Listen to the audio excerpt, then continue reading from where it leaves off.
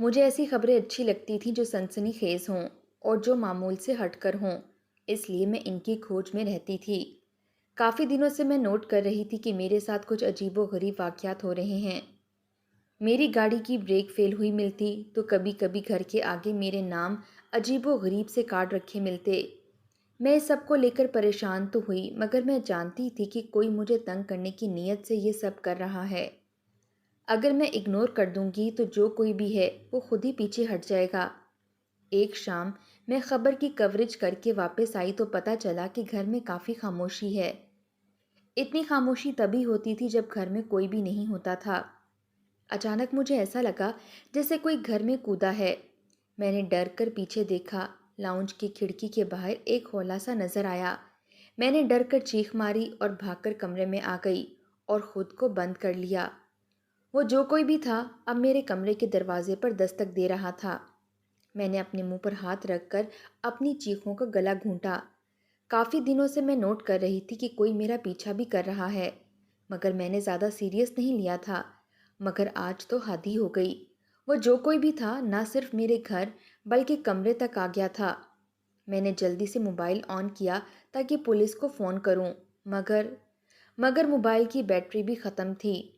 मैं घबरा गई कि अब क्या करूं, क्योंकि बाहर जो भी था वो अब मुसलसल दरवाज़ा तोड़ने की कोशिश में था। अचानक मेरे जहन में ख्याल आया। मैंने फ़ोन को कान से लगाया और जानबूझकर ऊंची आवाज़ में कहने लगी, हेलो पुलिस, मेरे घर में कोई घुस गया है, जल्दी आएं। मेरा प्लान काम कर गया था और जो कोई भी था वो वापस चला गया था। मैं बहुत डरी हुई थी, जाने वो कौन था और मेरे पीछे क्यों पड़ा हुआ था। अचानक मुझे ख्याल आया कि मैं आजकल जिस खबर पर काम कर रही हूँ, कहीं इसकी वजह से ये सब तो नहीं हो रहा। औरतों के अगवा और इनके हकूक़ के मुतालिक काम करने वाली तंजीमें क्या कर रही थीं, मैं उसी पर तहकीक कर रही थी। सुबह मैं दफ्तर गई तो मेरे शक की तस्दीक हो गई। मुझे इस खबर पर काम करने से रोक दिया गया। मैं समझ गई कि चैनल का मालिक बिक गया है, तभी मुझे मना कर रहा है कि मैं इस पर मज़ीद काम ना करूं। मैं बहुत डिप्रेशन में चली गई, क्योंकि चैनल ने मुझे नौकरी से भी निकाल दिया था। ऐसा नहीं था कि हम लोग बहुत गरीब थे और इसी नौकरी पर मेरे घर का गुजारा हो रहा था, बल्कि मैं एक खाते पीते घर से ताल्लुक़ रखती थी और मुझे रुपए पैसे की कमी नहीं थी। और वो नौकरी तो मैं अपने शौक़ के लिए कर रही थी। मुझे दुख इस बात का था कि मेरी मेहनत की कदर नहीं हुई। बाबा और मामा ने मुझे बहुत समझाया कि हो जाता है, ज़िंदगी है, ऐसे वैसे लोग मिलते रहते हैं, इसलिए बहादुर बनो। कुछ दिनों बाद मुझे मामा ने कहा कि तुम कुछ दिनों के लिए नॉर्दर्न एरियाज़ में घूम फिर आओ, मर्दान चली जाओ। वहाँ से पिछले हफ्ते एक शादी का पैगाम आया था। तुम्हारे अब्बा के कज़न के बेटे की शादी है। हमारा तो इतनी दूर जाने का प्लान कोई नहीं। तुम अपनी बहन या किसी दोस्त के साथ चली जाओ, तुम्हारा मूड फ्रेश हो जाएगा। कोई और मौका होता तो मैं साफ मना कर देती, क्योंकि मेरे पास काम का बहाना होता था। मगर इस बार जाने क्यों, मैंने हामी भर ली कि ठीक है, मैं चली जाऊंगी। शादी से एक रोज़ कबल सारी शॉपिंग कर कर आई थी। मैंने अपनी एक दोस्त को भी अपने साथ जाने पर रजामंद कर लिया। हमारा इरादा था कि मर्दान में शादी अटेंड करके सवात और नारान कागान चले जाएंगे। मेरा इतनी दूर जाने का पहला इत्तेफाक था और मैंने जाते जाते अपने कैमरे भी रख लिए, क्योंकि मेरी आदत थी कि अपने काम से मुंसलिक सामान हमेशा अपने साथ रखती थी। मर्दान के स्टॉप से हमें अब्बा का एक रिश्तेदार लेने आ गया था और इसी के साथ हम घर तक चले गए। मैं अपने इन रिश्तेदारों से पहले कभी नहीं मिली थी और ना ही जानती थी, मगर फिर भी इन सब लोगों ने बहुत मेहमान नवाजी की। एक अजीब बात जो मैंने नोट की वो ये थी कि हर किसी की ज़बान पर किसी फ़रीहा नामी लड़की का जिक्र था। दूल्हे पर से पैसे वारे गए तो कहा गया कि फ़रीहा को दे आओ। शगुन के पैसे निकाले गए तो वो भी फ़रीहा के हवाले करने का कहा गया। खाना लगा तो ताई की आवाज़ मेरे कानों में पड़ी। वो अपनी मुलाजमा से कह रही थीं, फ़रीहा का हिस्सा निकाल लिया है तो जाओ, पहले इसे देकर आओ। एक ही दिन में इतनी बार इसका जिक्र हुआ कि मैं मुतजस्सिस हो गई और पूछ लिया कि ये फ़रीहा कौन है। हर 2 मिनट बाद इसका नाम किसी न किसी के होंठों तक आ जाता था।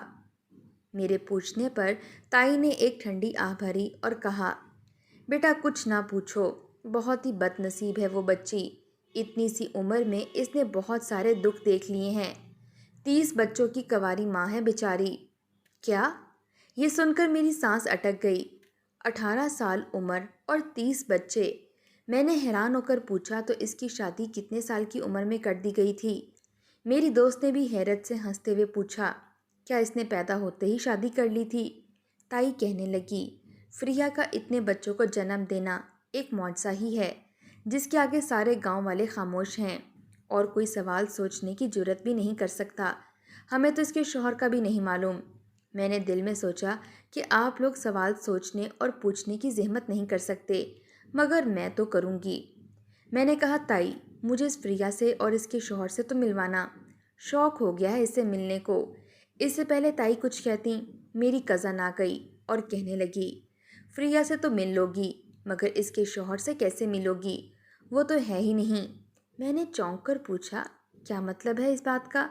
वो कहने लगी, प्रिया के शौहर का किसी को भी नहीं मालूम, किसी ने इसे नहीं देखा। बस हर कुछ महीने बाद इसके घर 2, 3, 4 बच्चे पैदा हो जाते हैं।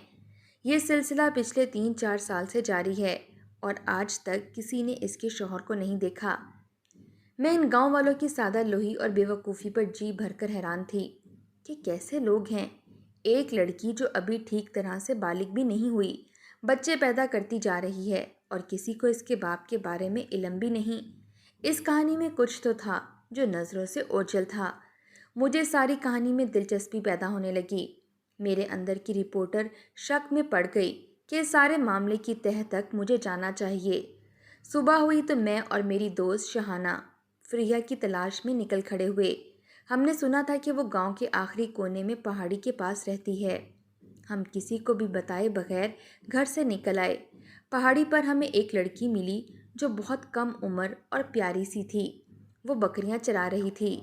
मैंने से पूछा कि यहाँ फ्रिया का घर कौन सा है। मेरे सवाल सुनकर वो अजीब नज़रों से मुझे देखने लगी और कहा कि मैं ही फ्रिया हूँ, मगर आप दोनों कौन हैं? मुझसे क्यों मिलना चाहती हैं? मैं इसे देखकर दंग रह गई और हैरानी से पूछा, तुम हो फ्रिया? वो इतनी प्यारी सी छोटी सी लड़की थी कि इसको देखकर किसी को भी इस पर प्यार आ सकता था। मेरी दोस्त का भी हैरानी के मारे मुंह खुला का खुला रह गया। हम दोनों को यकीन नहीं आ रहा था कि वो फ्रिया है, 30 बच्चों की माँ। मैंने तस्दीक करने की खातिर एक बार फिर पूछ लिया, तुम वाकई वही हो जो अब तक 30 बच्चे जन्म दे चुकी हो? मेरे सवाल पर इसके चेहरे की रंगत बदल गई। वो घबरा गई और अपनी बकरियां लेकर जल्दी से वापस चली गई। मैंने अपनी दोस्त की तरफ देखकर हैरानी से पूछा, इसे क्या हुआ? ये भाग क्यों गई है? कहने लगी, शायद ये अपने बारे में बात नहीं करना चाह रही, इसलिए भाग गई। मैं और मेरी दोस्त इसके पीछे पीछे चले गए, क्योंकि मैं हर सूरत इससे बात करना चाहती थी और सच जानना चाहती थी। फ्रिया ने अपने घर का दरवाज़ा बंद कर लिया और बार बार दस्तक देने के बावजूद दरवाज़ा नहीं खोला। मैं और मेरी दोस्त मायूस होकर वापस पलट आए। जिस तरह फ्रिया घबराकर भागी थी और अब दरवाज़ा बंद करके बैठ गई थी, मेरे शक को तक़वियत मिल रही थी कि कुछ ना कुछ गड़बड़ ज़रूर है। मेरी कज़न ने जब सुना कि मैं फ्रिया से पूछगछ करने के लिए इसके घर गई थी तो वो बहुत डर गई और कहने लगी, आपको किसने कहा था कि इससे तफ्तीश करने पहुंच जाओ? आपने अच्छा नहीं किया। मैंने कहा, भाई, इसमें बुरा क्या है? मैं तो बस इसके और इसके शौहर के बारे में जानने की कोशिश कर रही थी। मेरी कज़न खौफज़दा हो गई। कहने लगी, आप भी, आपको नहीं पता, जो भी इसके बारे में मालूम करने की कोशिश करता है उस पर खुदा का अजाब नाजिल होता है, उस पर आफत आ जाती है। जो भी इसके शौहर के बारे में इससे पूछगछ करता है, इसके साथ अच्छा नहीं होता। जब वो पहली बार हामला हुई थी तो इसके हमसायों ने इस पर कीचड़ उछाला था कि वो बिन बाप के बच्चों की माँ बन रही है। वो रोते हुए गांव से बाहर चली गई। रात को बिजली चमकी और इसके हमसायों का घर जल गया। इसके बाद किसी की हिम्मत नहीं हुई इससे पूछने की, मगर पिछले कुछ सालों से ऐसा ही हुआ। मोहल्ले की एक आंटी ने इसके शौहर के बारे में पूछा कि हमें भी तो अपने शौहर से मिलवाओ, तो फ्रिया उस वक्त तो चुप हो गई, मगर बाद में पता चला कि उस औरत के गिरने की वजह से टांग टूट गई है। इसके बाद सबको यकीन हो गया कि जो भी फ्रिया से बदतमीज़ी करता है या इसके शौहर के बारे में इससे सवाल करता है, इसके साथ कुछ ना कुछ बुरा ज़रूर होता है। इसलिए आप भी कोशिश ना करना, वरना आपके साथ भी कुछ ना कुछ बुरा ज़रूर हो जाएगा। मेरी कज़न तो अपनी तई मुझे खबरदार करके चली गई, मगर मैं उलझ गई। क्या ये क्या सीन है भाई? क्या वाकई ये सच है या सिर्फ मन घड़त कहानी? मैं बुरी तरह उलझ गई कि कज़न क्या कह गई है। आज बारात थी और पूरा गांव बारात के साथ जाने के लिए तैयार था। मैं भी कज़न और ताई के सामने बस में बैठ गई, मगर 2 मिनट बाद ही अपनी दोस्त को उठने का इशारा किया। बस के चलने से पहले ही हम दोनों उतर गए। मेरी दोस्त हैरानी से पूछने लगी, बस से क्यों उतर गई हो? बारात के साथ नहीं जाना क्या? मैंने कहा नहीं, बल्कि हम प्रिया के घर जा रहे हैं। मुझे इस मामले में बहुत दिलचस्पी हो रही है। कोई बहुत बड़ी कहानी है इसके पीछे जो मुझे मालूम करनी है। हम दोनों फिर से प्रिया के घर की तरफ चले गए। वो हमें रास्ते में ही मिल गई। मैंने इसके पास जाकर कहा, सुनो, हम तुम्हारा इंटरव्यू करना चाहते हैं। तुम अपने शौहर को भी बुला लो ना। वो कहने लगी, मेरे शौहर के बारे में कुछ मत पूछें जी। आप लोग मेहमान हैं। मैं नहीं चाहती कि आप लोगों के साथ कुछ बुरा हो जाए। आप जिससे मर्जी पूछ लें। गांव में जिस किसी ने भी मेरे शौहर के बारे में पूछने की कोशिश की है, इसके साथ बहुत बुरा हुआ है। आप मेरे शौहर के बारे में मत पूछें। मैं कुछ लम्हे चुप करके रह गई, फिर हिम्मत करके पूछा, अच्छा ये बताओ कि मैंने सुना है कि तुम हर 6 माह बाद बच्चे जन्म देती हो।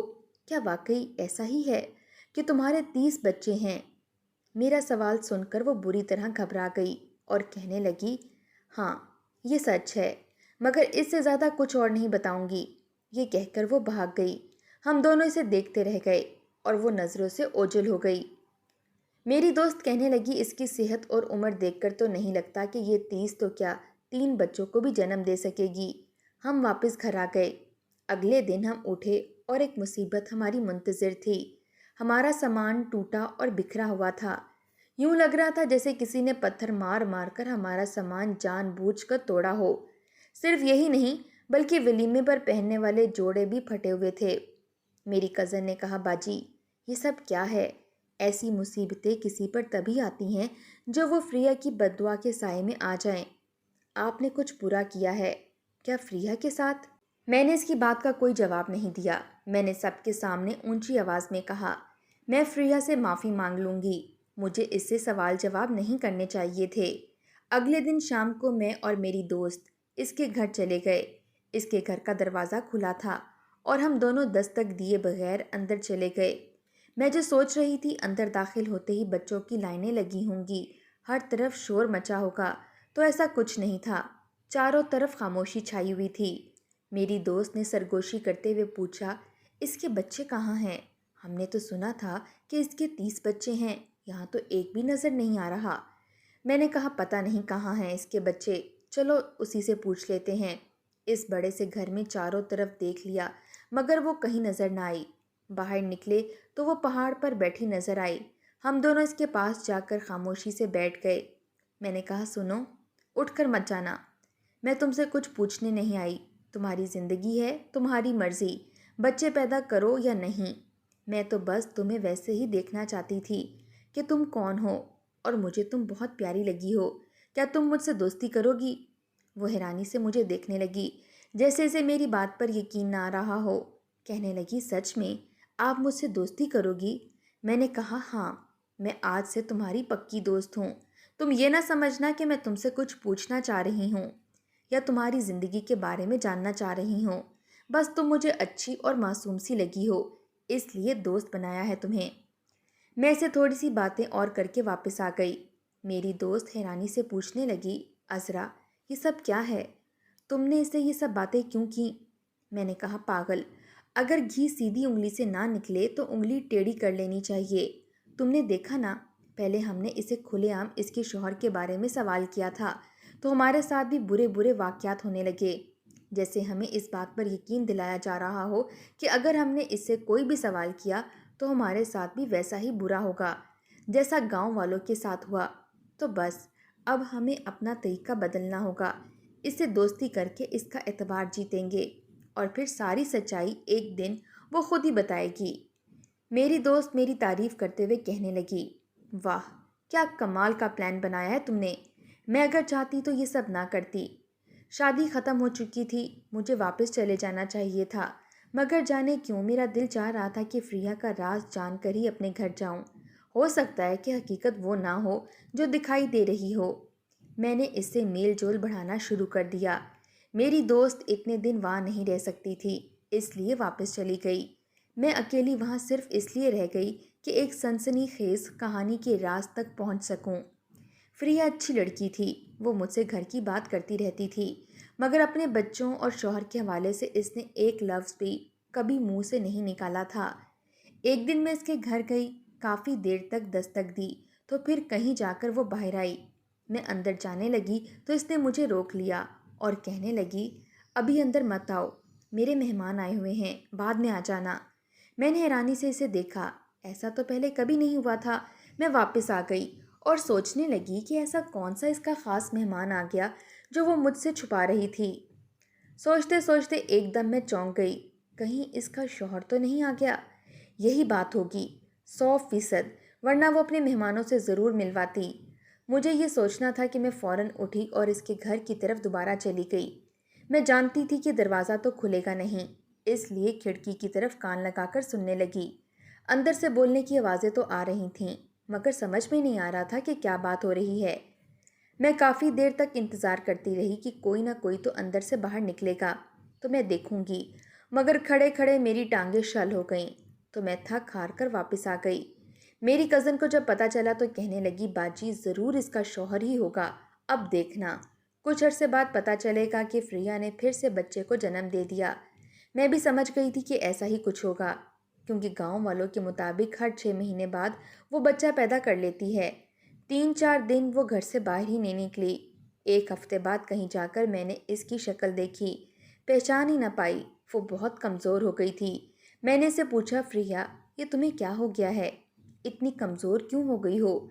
क्या तुम्हारे शौहर ने तुम्हें मारा है?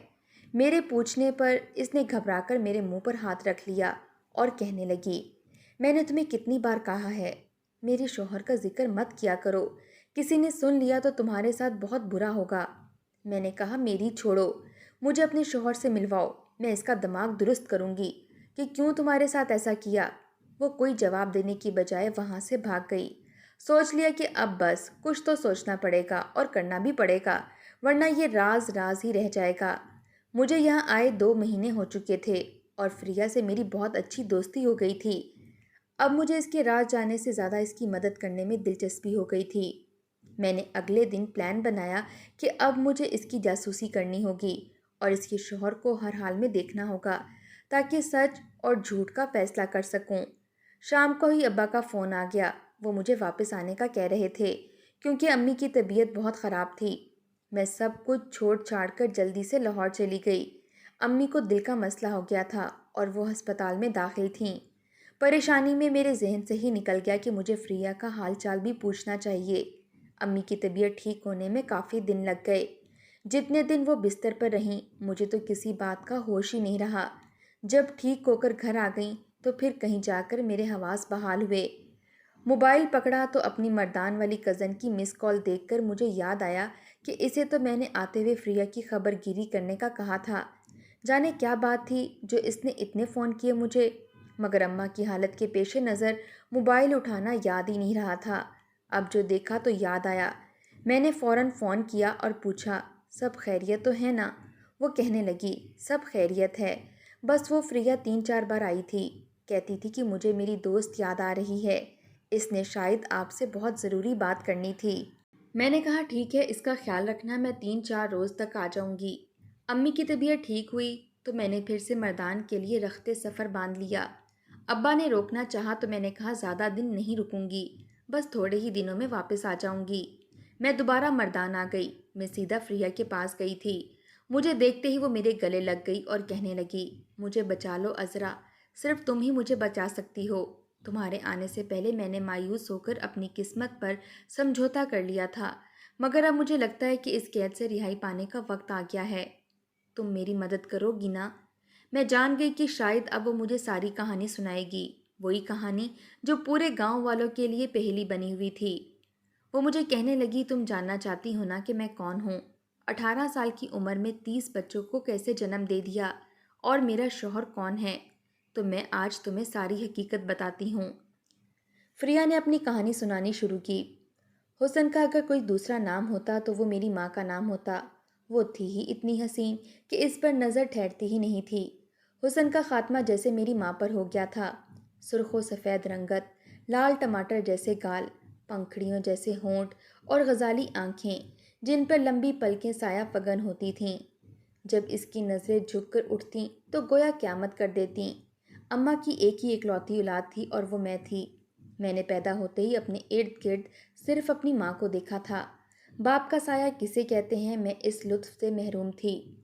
मुझे अम्मा ने बचपन में ही बता दिया था कि मेरा बाप मेरे पैदा होने से पहले ही चल बसा था। मुझे बचपन में ही अंदाज़ा हो गया था कि मेरी माँ मुझसे प्यार नहीं करती। हम जिस घर में रहते थे वहाँ बहुत सारे कमरे थे और मेरी माँ मुझे वहाँ रहने वाले सभी लोगों से छुपाती थी। हालांकि वो अम्मा के ही रिश्तेदार थे, इसके अपने बाप और बहन भाई।